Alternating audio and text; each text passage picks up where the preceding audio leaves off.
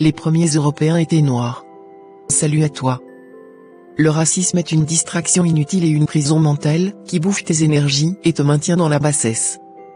Il t'empêche d'élever ta vibration et d'accéder à la lumière. Laisse-moi t'expliquer pourquoi. Aujourd'hui, on va parler d'un sujet fascinant, qui te rappelle une chose essentielle: l'humanité est riche, diverse, et en constante évolution. L'idée qu'on se fait de nos origines est très souvent erronée.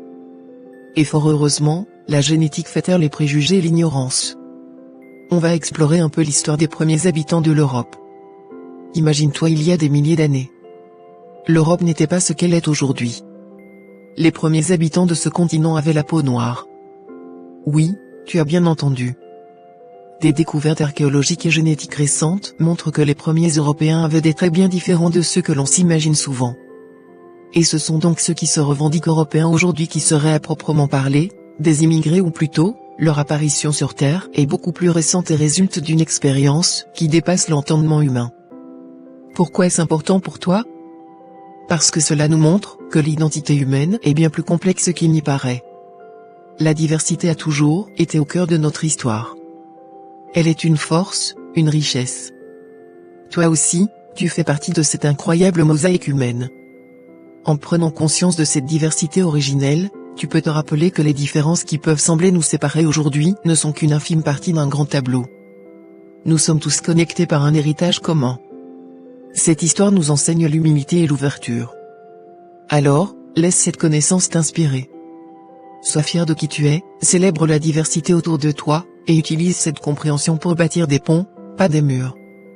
Embrasse la différence avec enthousiasme et curiosité. Parce qu'au fond, nous avons tous la même origine, et ensemble, nous pouvons créer un avenir où chaque couleur, chaque histoire, est valorisée et respectée. Quand je regarde les personnes, je vois des consciences et non des couleurs de peau.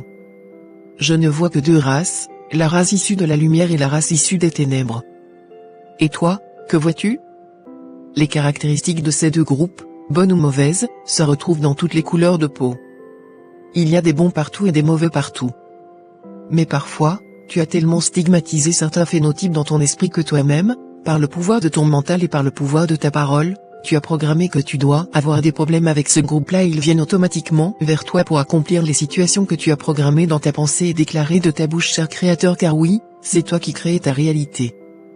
Sinon, comment expliques-tu que d'autres ont un bon témoignage de l'interracialité? As-tu essayé l'amour? Et quand ce genre d'attitude et de pensée négative de haine se manifeste de manière collective, le résultat est bien pire, les exemples ne manquent pas. Mais chacun peut décider de prendre position pour l'amour, plutôt que de s'associer au mal par dépit. Il faut du courage pour accepter de ne plus faire comme tout le monde et porter haut le flambeau de l'amour. N'oublie jamais, chacune de tes actions peut être un pas vers un monde plus uni. Alors, fonce, et sois plutôt un vecteur de changement. Lumière à toi.